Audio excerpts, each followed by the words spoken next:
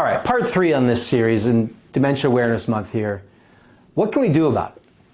Well, unfortunately, there's no exercise or diet regimen that you can get your way out of Parkinson's or Alzheimer's or Lewy body dementia that I'm aware of, certainly. We're all kind of on the tracks or not. There actually, for the first time in a long time, have been some advancements in early diagnosis of Alzheimer's and possibly even the treatment of Alzheimer's, which is encouraging, but I've gotten cynical and learned that those stories usually end in disappointment. So I'm hopeful, but also practical in that standpoint. So what can we do about it if it comes your way?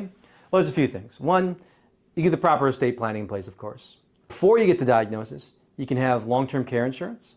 My favorite kind of long-term care insurance, without ever selling a policy, because I'm not that professional, I'm an attorney, right?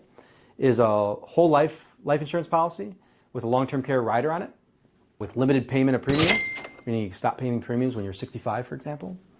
And so you don't have premiums over your head, but you have a good amount of coverage if you ever get diagnosed with something and need long-term care.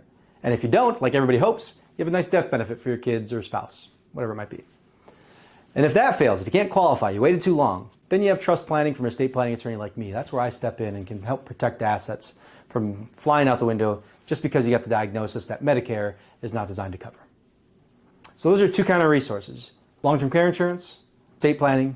If you don't do either one, your wallet.